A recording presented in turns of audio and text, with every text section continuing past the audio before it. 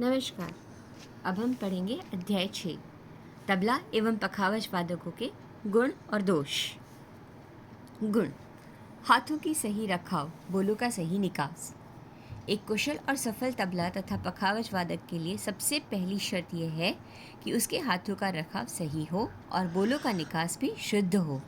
अतः सफल तबला तथा पखावज वादन बनने के लिए यह परम आवश्यक है कि सीखने के प्रथम चरण में ही अच्छे गुरु की खोज करके उनकी पूरी निगरानी में एक एक उंगली का स्थान और बोलों का पूरी तरह ध्यान रखने हुए वादन किया जाए।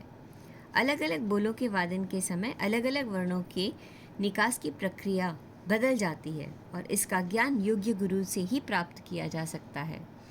कई बोल ऐसे भी होते हैं जिन्हें बोला कुछ और जाता है और बजाया कुछ और जाता है, इसका भी ध्यान रखना होगा।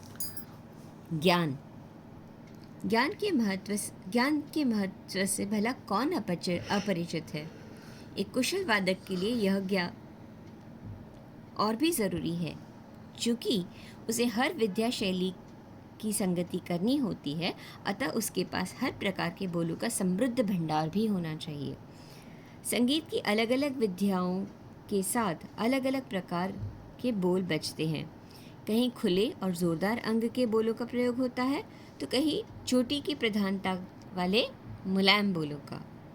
चाटी की नृत्य की संगति में लंबे लंबे टुकड़े पर्णों का प्रयोग होता है तो ठुमरी गायन आदि की संगति में लग्गी लड़ी का। ध्रुपद दमार की संगति पखावज पर खुले और ज़ोरदार बोलों से की जाती है तो वीणा, सुरबहार आदि जैसे तंत्र वाद्यों की संगति में अपेक्षाकृत मधुर बोलों से की जाती है। इसीलिए एक सफल वादक के रूप में स्थापित होने के लिए ये ज़रूरी है कि वह अपने ज्ञान कोश में तरह तरह के बोलों का अनुभव और वादन की क्षमता रखे।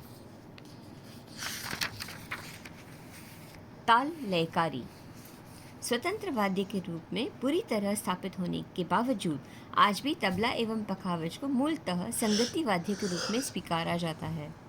अगर तबला एवं पखावज वादन सूझबूझ अर्थात प्रत्युत्पन्नमति तत्व that is presence of mind का महत्व न केवल संगीत बल्कि जीवन के हर क्षेत्र में सर्वविदित है। संगीत की भी इससे अछूता नहीं है। संगीत एक प्रायोगिक कला है, एक्सपेरिमेंटल। शास्त्रीयता के समस्त दावों के बावजूद सृजनात्मकता इसकी प्रमुख विशेषता है और इसीलिए किसी पुस्तक में दिए गए दिशा निर्देश के अनुसार ही इस पर पूरी तरह अमल नहीं किया जा सकता। कब, कहाँ, क्या और कैसे करना है, इसका निर्णय प्रायः कलाकार को अपने विवेक के अनुसार लेना पड़ता है और इसे ही संगीत की भाषा में सूझबूझ कहते हैं। उदाहरण के लिए संगत करते समय तबला एवं पखावज वादक को कभी सीधा ठेका बजाना पड़ता है, कभी अपनी रचनाएं भी बजानी पड़ती हैं और कभी अनुसंगति तो कभी सहसंगति भी करनी पड़ती है। इन सब के लिए सूझबूझ की ज़रूरत हर क्षण महसूस होती है। उसके बगैर यह कार्य असंभव की हद तक कठिन हो जाता है। अनुसंगति में तिहाई की लय, उसका आकार, दम आदि की तुरंत निकल आसान नहीं है और इस कठिन परीक्षा से हर कलाकार को हर कार्यक्रम में गुजरना पड़ता है। अतः त्वरित निर्णय और अनुकूल रचनाओं की त्वरित प्रस्तुति करने की दक्षता भी कलाकार की योग्यता की अनिवार्य शर्त होती है। इसमें गुणी संगीतज्ञ भी रस लेते हैं और साधारण श्रोता दर्शक भी। अतः निरंतर प्रवास द्वारा कलाकार को अपने अंदर की क्षमता का विकास करना चाहिए। स्वर ज्ञान वादक कलाकार को स्वर का भी अच्छा ज्ञान होना चाहिए। उसे अपने वाद्य को सुर में मिलाना पड़ता है। बदलते तापमान का सीधा प्रभाव वाद्य यंत्रों पर पड़ता है। ठंड के कारण कभी वाद्यों के स्वर नीचे हो जाते हैं तो गर्मी के कारण ऊपर।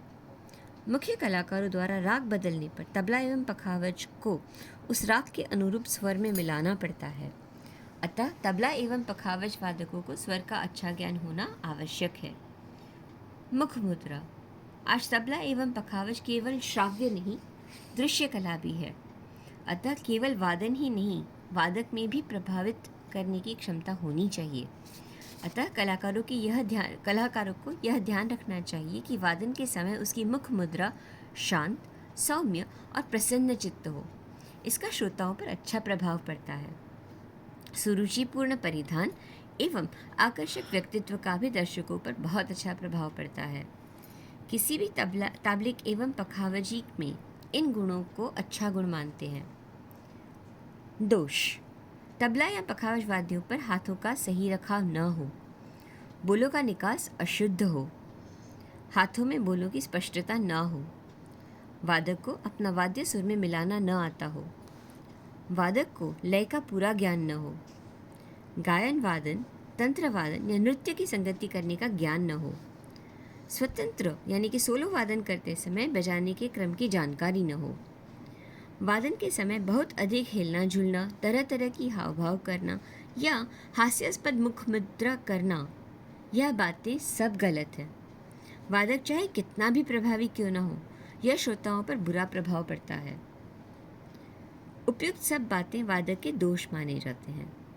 इसी के साथ इस चैप्टर का भी अंत होता है। अगले चैप्टर में अध्याय 7 लिपिबद्ध करना है और उसके आगे अध्याय 8 है जिस पर हम ध्यान देंगे। धन्यवाद।